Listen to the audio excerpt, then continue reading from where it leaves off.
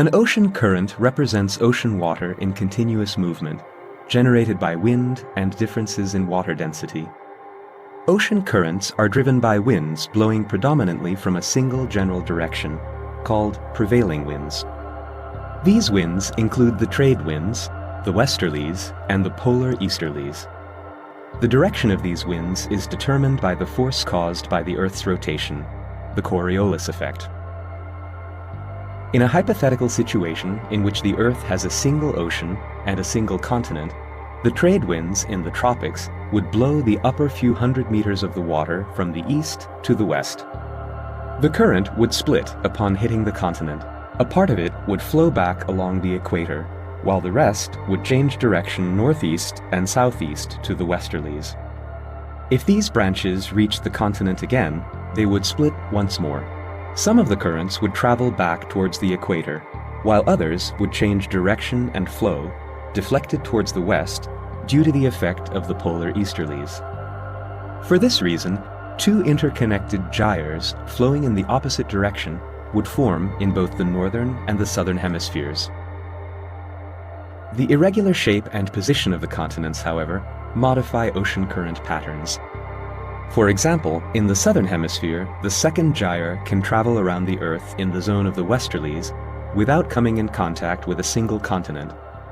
Currents that move from the equator toward the geographical poles and carry warmer water than the surrounding waters are called warm ocean currents. Currents that travel from the geographical poles toward the equator and carry water that is colder than the surrounding waters are called cold ocean currents.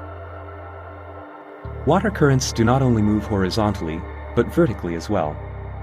The animation shows the surface and deep ocean currents of an idealized ocean.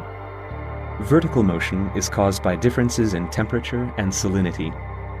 Warm water near the equator has a higher salinity and density due to evaporation. Moving northward, the water cools down while its salinity level remains constant. Since its density is higher than that of the lower water mass, the surface water sinks into the ocean basin and flows back towards the equator, forming a cold, deep ocean current. Here, the cold body of water rises, thereby closing the cycle.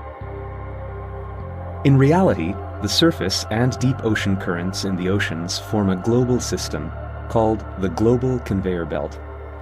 Deep waters flow the most intensely in the North Atlantic deep water.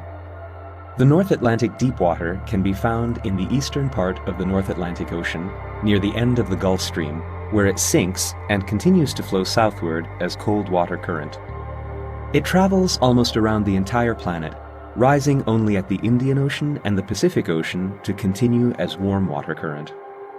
The time it takes for a water molecule to travel around the planet is up to 1,000 years. Ocean currents have a significant impact on the Earth's climate. When warm water currents reach a coast, that area will have a higher annual mean temperature. The mean temperature near cold water currents is lower than the average temperature of that particular latitude. For example, the annual mean temperature of Western Europe would be 5 to 10 degrees Celsius lower without the Gulf Stream.